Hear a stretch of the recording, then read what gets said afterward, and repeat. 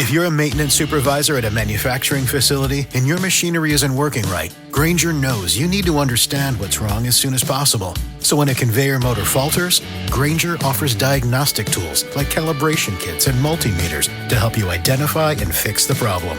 With Grainger, you can be confident you have everything you need to keep your facility running smoothly. Call 1-800-GRAINGER, click Grainger.com, or just stop by. Grainger, for the ones who get it done. It's Kelly Clarkson here to talk all things Wayfair, the best place to buy furniture, decor, and anything else you can think of to create a home you absolutely love. I know when I shop with Wayfair, I find options for every style, whether I'm feeling boho or farmhouse, modern, traditional, French country. I can find exactly what I need for my home and more. No matter your space, style, or budget, shop Wayfair.com to make your home way more you. Wayfair, every style, every home. Every team, every topic, everywhere. This is Believe. Welcome to Orioles on the Verge. This is Zach Spedden, joined as always by Bob Phelan and Nick Stevens. And tonight we will give out our 2025 end-of-season awards for the minor leagues. We've been doing this for a few years now, and it's always fun at the end of the season to recognize the players and coaches who contributed to the Orioles farm system in meaningful ways over the past season. And I'm just going to go ahead and jump right into our first award, and that is Player of the Year. And in my mind, and I think in the minds of Bob and Nick as well, this was probably a two-player race, and in the end, the winner is Samuel Basallo.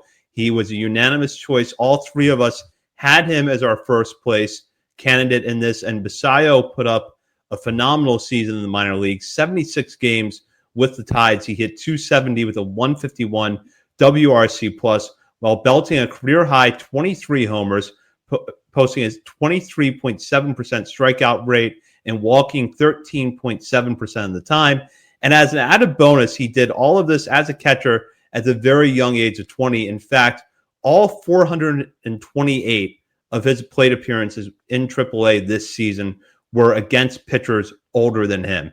Of course, Basallo would earn a promotion to the major leagues in August, and within a few days of that, a long-term contract extension with the Orioles, becoming the first young prospect to earn a long-term extension from the Orioles in the Mike Elias years. So I know our expectations for Basallo were really high coming into this year. I think he exceeded any reasonable expectation. And on top of that, pulls out against very tough competition in Dylan Beavers. And I will say that in the years that we've done this award, there might have been deeper classes for candidates for hitter of the year, but I don't think I've ever had a tougher choice at the top than between Basallo and Beavers this year.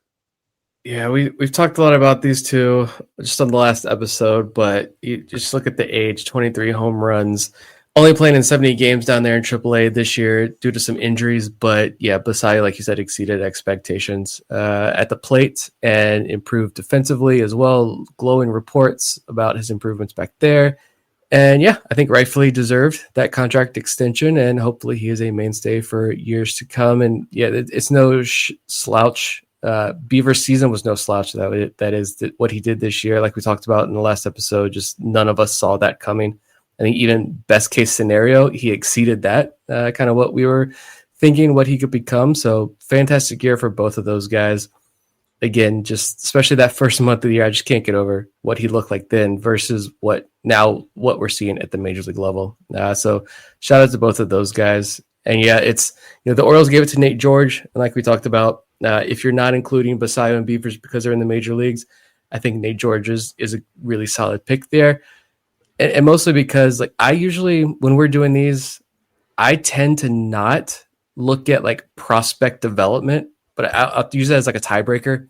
If there's two or three guys I'm trying to decide between, I'm like, okay, well, who developed the most as a prospect, right? I'll use that as kind of like a tiebreaker. Nate George, I don't know if there was a single prospect in this entire system, hitter or pitcher, who developed more as a prospect this year than Nate George. He's now top 100 worthy prospect after being a 16th round high school pick last year. So yeah, I think those were the top three, I think on all three of our ballots. Yeah, still pointing to hopefully a brighter future here in Baltimore. As we know, this year, hopefully it was just it was a dark cloud. It was a very dark cloud, but hopefully it was just a passing cloud. Yeah, well said.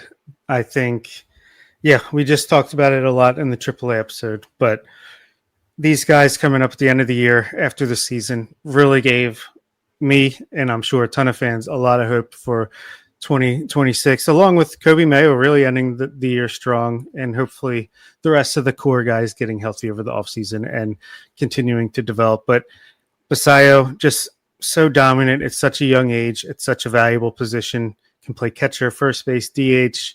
Just going to hit 30 plus bombs a year, probably starting next year, as long given health and playing time. And Dylan Beavers certainly seems like at least a strong side platoon, getting 450 to 500 at bats in a corner outfield spot.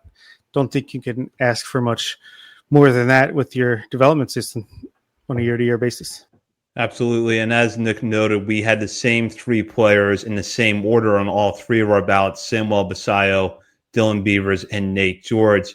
And we'll go over to Pitcher of the Year now, where it's a very similar story as Trey Gibson wins the award this year. He was first place on all three of our ballots. And for Gibson, he became one of the pitchers this year to achieve something that had been rare in the Orioles system up until this season, which was pitching across three levels of the minor leagues and having it not be so much of a situation where it's tied to injuries at a higher level or spot starts here and there, but true development at play, because Gibson began this season in Aberdeen, and after 9 games there was promoted to Double-A Chesapeake, where he was flat out dominant over 10 starts before earning a promotion to Triple-A Norfolk and appearing in 7 starts there. His final numbers for this season include a 4.26 ERA and 120 and a third innings pitched, with 166 strikeouts to 44 walks. He was also named the Orioles Jim Palmer Award winner, which is their minor league pitcher of the year, and he gets the honor unanimously for us. Nick, I will go back to you here to start. There's a lot of good that we can say about Trey Gibson's season, but where would you start? I just think it's the 3 levels. It's the 166 strikeouts that led all Orioles minor leaguers. He's a top 100 prospect on. He will be a top 100 prospect on multiple lists, I think, at the start of next season. Just so many reasons that we've talked about all year to be excited about Gibson entering spring training. Just a really fantastic year that proved last year wasn't a fluke. That was the biggest thing for me, just like to zoom out even broader. Like a lot of the guys who had breakouts last year that we were so excited about, they came out this year and took another step forward. There were some injuries with some guys, but for the most part, a lot of these guys took that extra step forward, and Trey Gibson was definitely one of those guys. Yeah, again, it's unfortunate that we just talked about a lot of these guys with the AAA episode earlier this week. But yeah, I mean, Gibson just absolutely killed it. And great point about, I don't know if any of the breakout guys, I'm trying to think. And we even had like Luis De Leon breakout big time this year as well. He could have been in the running for this, at least down ballot. A lot of the guys that broke out and we said keep an eye on these guys, well, they continued that and they got to AAA, AA, really raised their stock and got to the upper levels of the minors and continued to do what they did to get into that position. You got to love it. I just think Gibson was the workhorse. I mean, outside of Cameron Weston with his 135 innings, Gibson had 120 innings and huge strikeout totals, walk rate under 9%. You got to love it. Man, it's a great. We've been saying near the pitcher for a while now. I mean, we really called that to pat ourselves on the back. I mean, we saw this coming. People should have listened, but hey, they'll learn soon enough because next year there's going to be a AAA rotation full of really legit pitching prospects. And I'll shout out real quick. Just I had Blake Money number 2 and Nestor Herman third on my voting here. Just another opportunity to shout out Blake Money, because when you compare Money and Herman, both appeared in 23 games, both had 6 wins, both had a 3.93 ERA. Nestor Herman had 2 more innings, but they faced the exact same number of hitters this season. Money had a 29.8% strikeout rate. Herman was 28%. Money had an 8.4% walk rate. Herman was at 9%. So that's what gave me the boost. I went Blake Money number 2 there. A very dominant year for Blake Money. Honestly, Money might have like the best pitch between the two as well with that curveball. So Yeah, I didn't realize that they had such almost identical Me neither. lines, but money was, I won't even say it this year.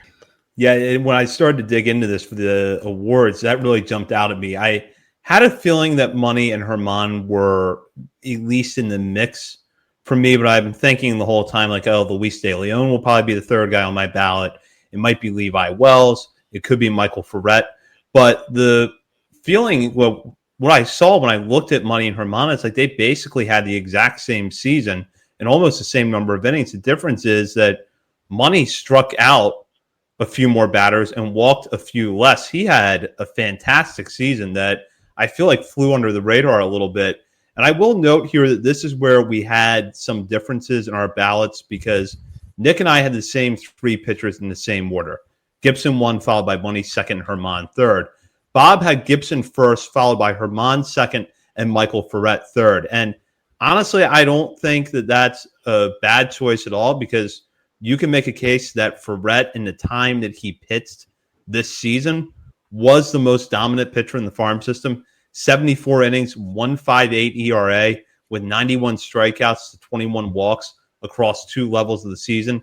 I think in this case, for me, it was just a matter of who was pitching for the full year, but Ferret was so good in the time that he had. Yeah, I had to give him a shout out at third place. It was between him and Money for third, and I wanted to give it to him just because when he was pitching, he was flat out dominant no matter what. Between high A and when he got to double A, season was shortened a little bit, and obviously he missed some time in the middle of the season, but a combined ERA of 1.58 between the two levels, and it's not exactly fluky because his FIP was 2.37. Just ridiculous. 32.3% strikeout rate, 7.4% walk rate, batting average against of 154. And again, he's just 21 years old, a lot younger than a lot of these other guys, other than Luis De Leon again. But man, he's exciting. Like next year, he should reach AAA by the end of the year, and he'll be in the Trey Gibson spot, but maybe a little bit more upside even. So just ecstatic to have the season that he did, even with some injuries shortening it. We'll go over now to our breakout player of the year. And again, it is unanimous with the top choice, though the down ballot choices were different. Our winner this year for breakout player of the year is Nate George. Now, George finished as the Orioles minor league player of the year. He finished third in our voting for that, but breakout player of the year, I think it was a clear cut choice to go with Gibson. 87 games across three levels. The 19-year-old batted .337 with a 10.3% walk rate, 16.8% strikeout rate, and a 159 WRC plus, while belting 5 home runs and stealing 50 bases. And I have to say that when you watch Nate George play, he plays with so much energy and intensity that he is just fun to watch. He could go 0 for 4 and still be a lot of fun to watch. But he wasn't doing that a whole lot this year. He was getting hits consistently. He managed to come on strong at the end of the year at Aberdeen. He pretty much hit the ground running at Delmarva and never slowed down after being promoted there from the FCL. So this was a year that I think even in the wildest expectations you could have had for Nate George, you would not have drawn up because it wouldn't have seemed realistic, but yet it happened. Yeah, wow. I mean, Bowman Chrome baseball cards just came out. Nate George is one of the top cards people are chasing, which if you said that after last year's draft, it's like, huh? How much are they going for already? Do we know? We don't want to know. But yeah, that's pretty wild. Just to put a little bit of context to it, just huge breakout. And, you know, they started him in the FCL, clearly was too good for the level. Moved him up to low A, didn't really slow down at all, was clearly too good for the level. Goes up to high A and struggles a little bit early on, but then really figures it out late. I think he ended with like a 139 WRC plus there at his age, 20, young 20 years old. That's pretty incredible. And I believe there was a quote saying that they had almost decided to just start him in Delmarva, but gave him the little bit of extra time. But either way, he's a guy that you realistically, as we talked about when we were recapping Aberdeen's season, I believe, you could see him start at Double A next year if he has an incredible offseason and spring training. So, yeah, at bare minimum, he's going to be another 20-year-old that ends 2026 in the upper levels of the minor leagues. Yeah, that was the other thing I was going to add was I don't think it's crazy to at least ask, could he start the year in AA? And I think I've had two people ask me that, at least on Twitter, and it's like, I don't think you're crazy, was my response, because he very well could. And so, yeah, just, no one saw this coming. Not a single soul saw this year coming. I'm pretty sure right after the draft, I had said Nate George was the most intriguing late round draft pick, not even the whole thing, but just looking at like day 2, day 3, I don't remember how the draft is set up at this point and what it was last year, but whatever it was, among the late round picks, he was definitely the most intriguing because there was so much unknown, but some real intrigue there.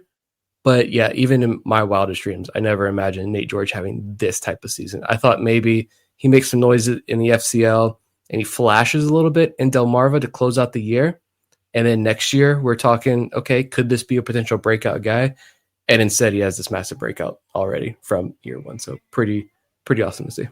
Yeah, like I said, I think when George was promoted from Delmarva to Aberdeen, if George had gone to the FCL, spent a full season there and put up an OPS somewhere in the high 700s to low 800s, and maybe only played a few weeks at Delmarva or not played there at all, we would have thought that was a successful season. And he blew that out of the water. And now I'll go to the rest of our ballots because this is where it gets interesting. We were unanimous in our top choice for the award, but our ballots were wildly different after that.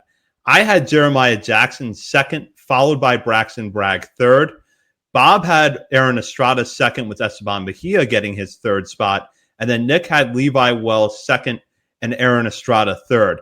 And now I guess this is where we should acknowledge that breakout can be highly subjective, because I, like with Aaron Estrada, like, okay, did he break out last year or did he break out this year? But you could really go any directions. And I think all of these choices are valid in their own way. Yeah, it's interesting. I think I'd have to go back and look, but I might have even had Estrada somewhere on my ballot last year for a breakout player. But to me, it's just he took another step. Like, you saw reports of him hitting the ball 112 miles per hour. You're seeing Kobe Perez talking about he could be the next superstar international guy.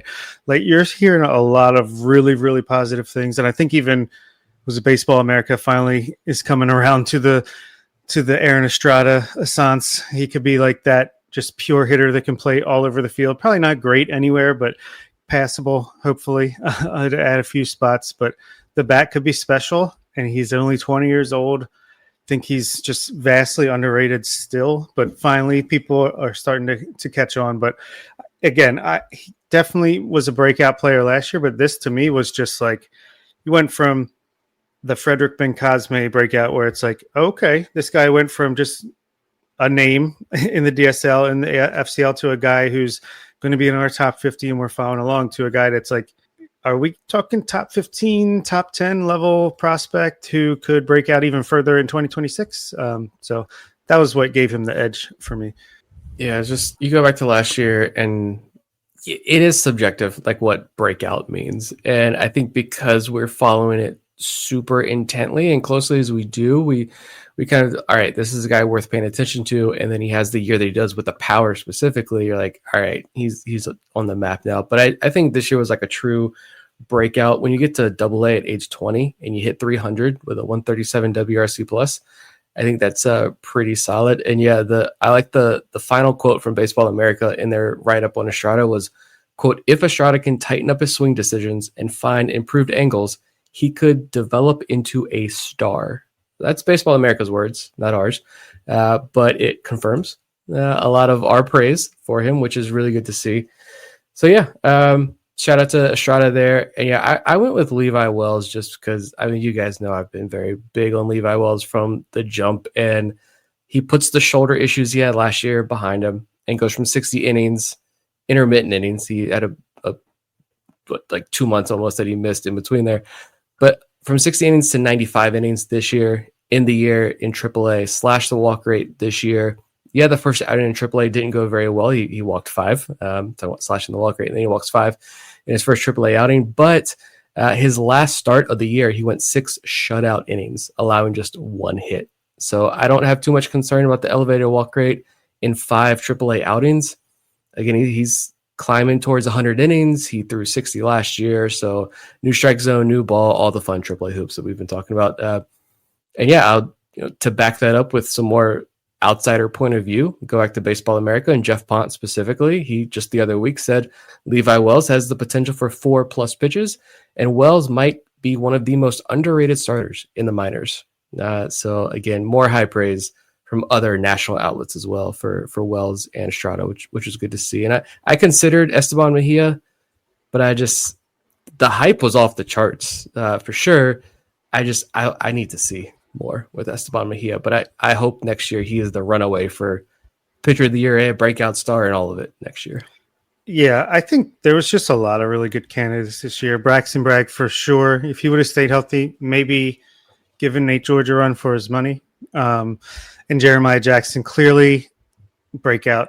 But I was trying to stick a little more prospects-wise. And Mejia, for me, clearly we knew who he was. We knew he had this potential.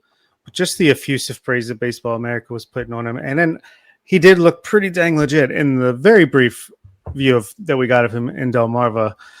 Yeah, this is like that first step in the breakout, and he could come out next year and pull an Aaron Estrada where he's ends the season in AA and is looking like a turtle stud, or he could, take a little bit longer, go the Keeler Morphe path and stall out a little bit before hopefully getting back. But I wanted to give him a shout out since I saw that he wasn't on either of your guys' list. At least a happy medium there. No more Keeler Morphe stallouts, please.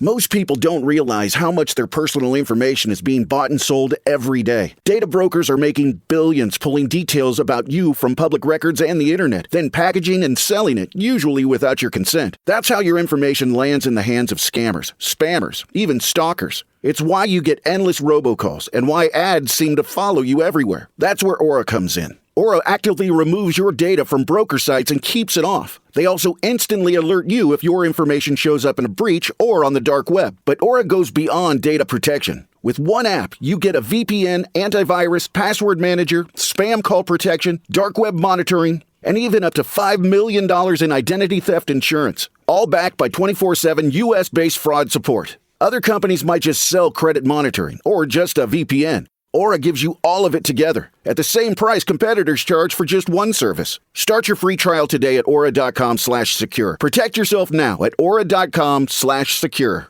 If you're a maintenance supervisor at a manufacturing facility and your machinery isn't working right, Grainger knows you need to understand what's wrong as soon as possible. So when a conveyor motor falters, Grainger offers diagnostic tools like calibration kits and multimeters to help you identify and fix the problem.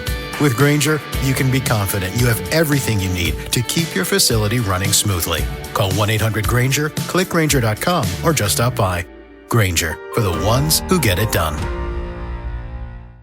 We'll go over now to our next award, and it's actually our last player-related award, and that is our Platinum Glove.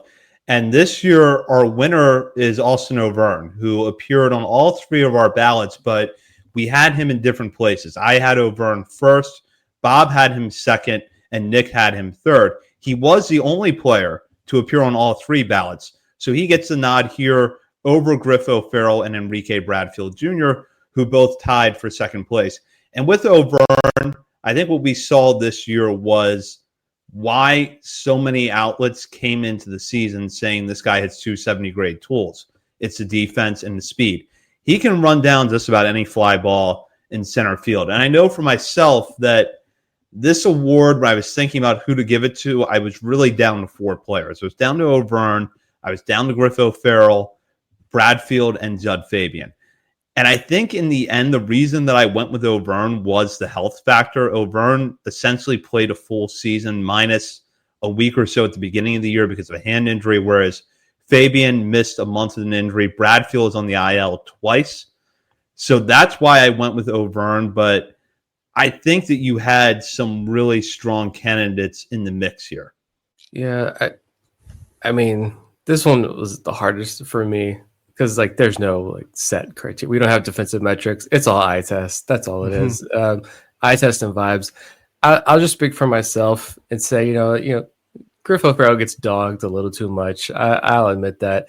I don't want to speak for you two, but I'll speak for myself there at least. This is a chance to give him some flowers. I guess that he does deserve a little bit. And it felt like, especially at the end of the year, or at least like the second half of the season, the highlight reel plays, there were a lot of them there for Griff O'Farrell. So like I knew exactly what type of defender and player he was, having watched him so much at UVA. And yeah, the bat didn't live up to even modest expectations this year, although he did have a strong end to the year, but the glove really started to shine through for sure. And yeah, Fabian, O'Vern, Bradfield, it doesn't matter. I think I saw the Tides tweeted out that Fabian had, I think it was 12 outfield assists.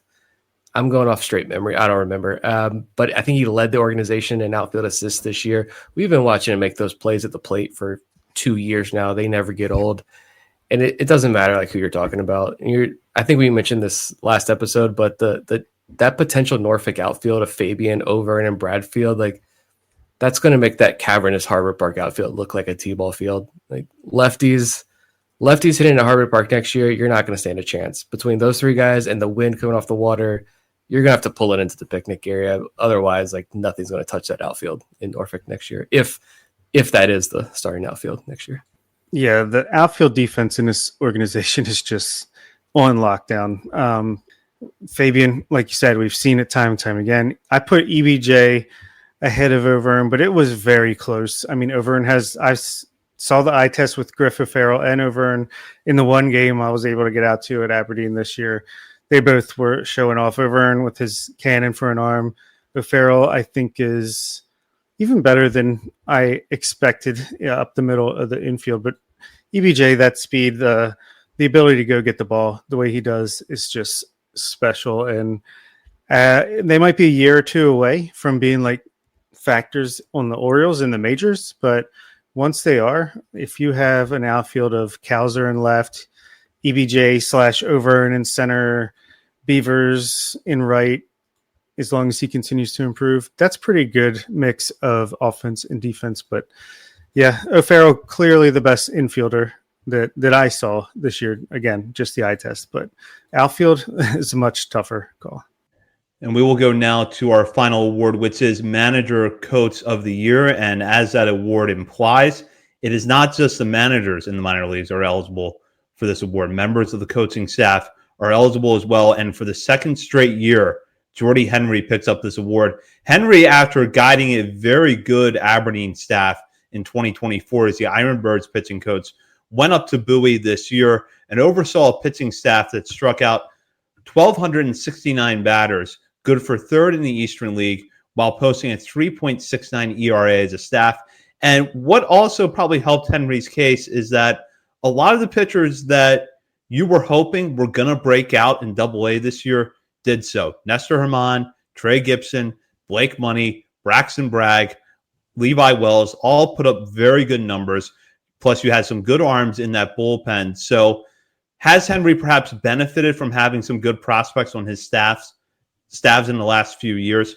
Yes, but he's also clearly gotten the most out of them. So I think he's a very deserving choice to win this award in back-to-back years. And Henry was first on Bob and Nick's ballots and second on mine. So pretty strong support for him. Yeah, this one's difficult just because there's so many coaches, instructors, analysts, everyone who, the team level coaches, upper level coordinators, lower level coordinators, on, not to mention the managers who lead those entire operations. And, we don't have the inside information on how practices and team meetings and all that are run, but I kind of view it as just like units.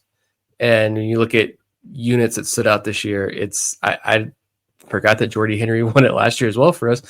But you look at that Bowie staff. I hated when the Bay Sox were at home because it meant you really couldn't sit and watch the pitchers. I need better feed down in Bowie. But, when they're at Erie and some of these other places who had great feeds, I mean, that's primetime viewing as far as minor leagues are concerned because of those arms that you mentioned.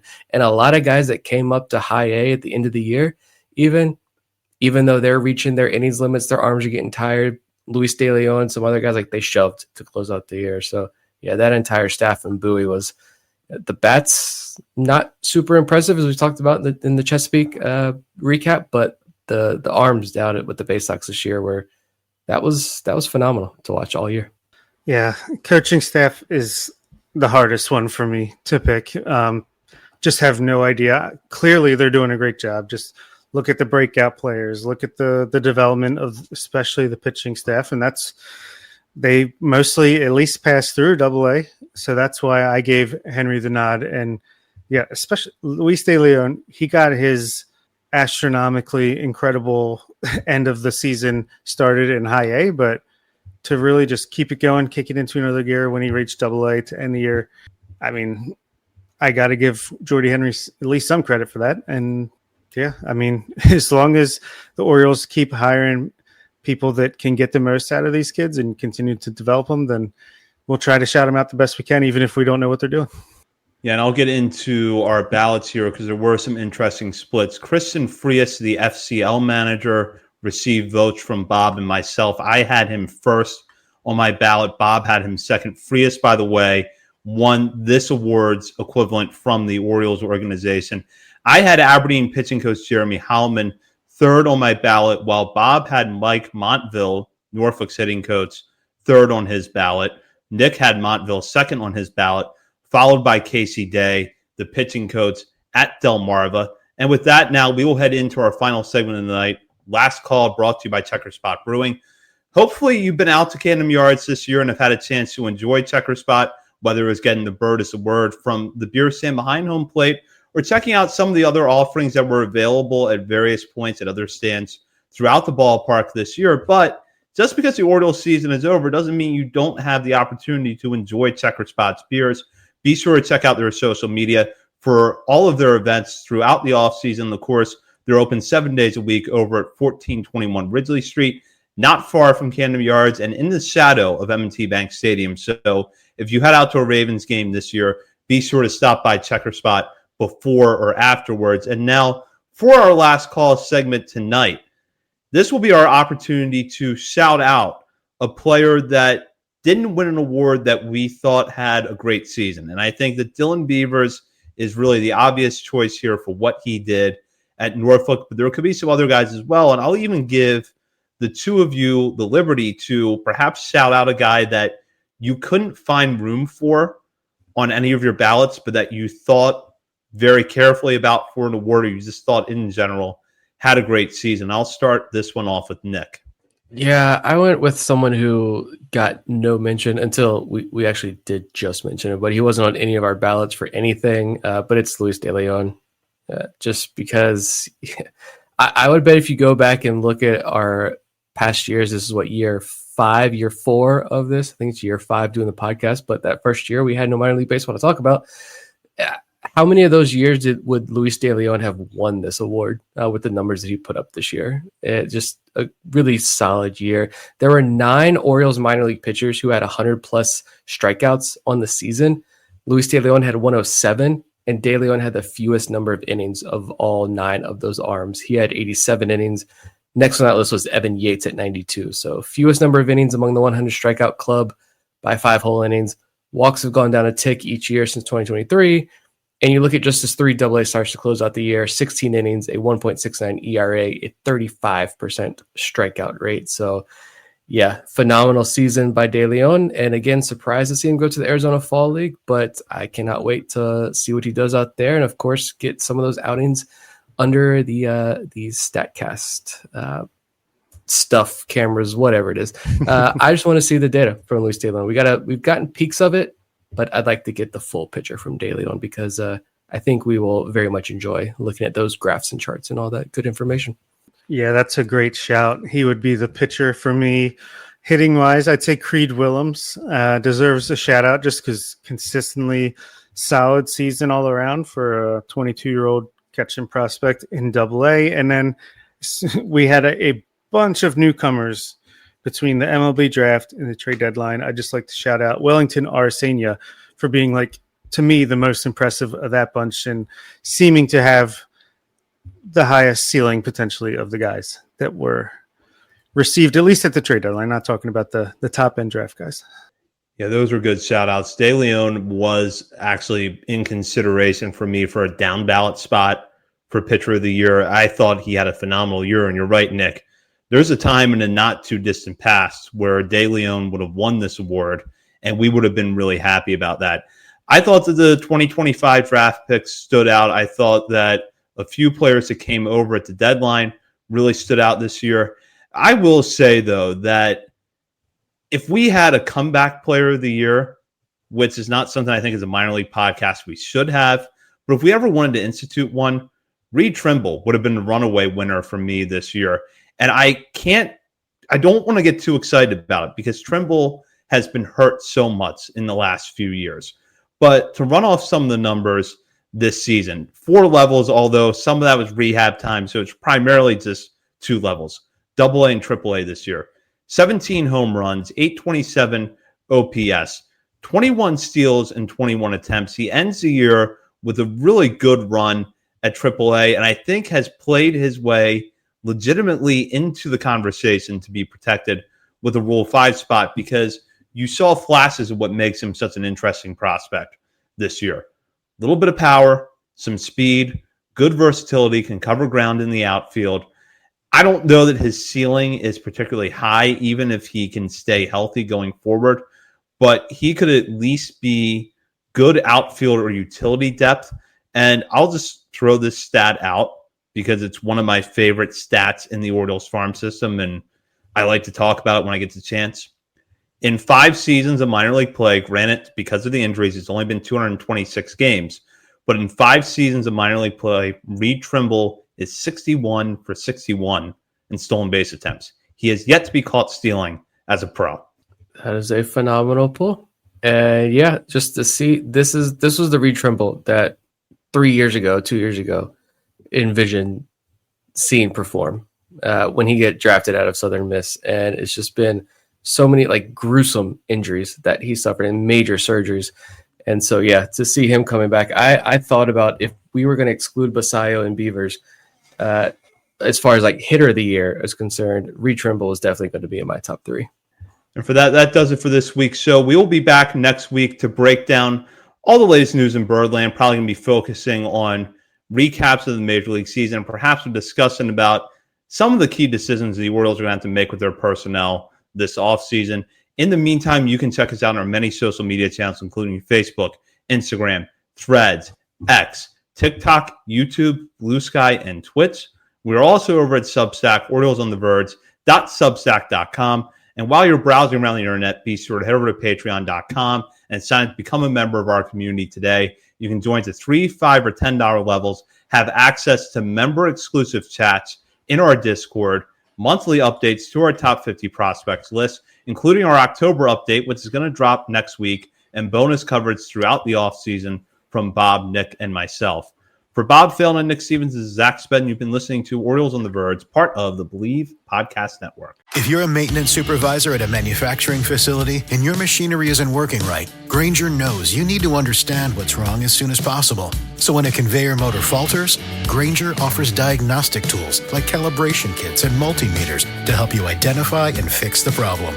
With Grainger, you can be confident you have everything you need to keep your facility running smoothly. Call 1-800-GRAINGER, click Grainger.com, or just stop by. Grainger, for the ones who get it done.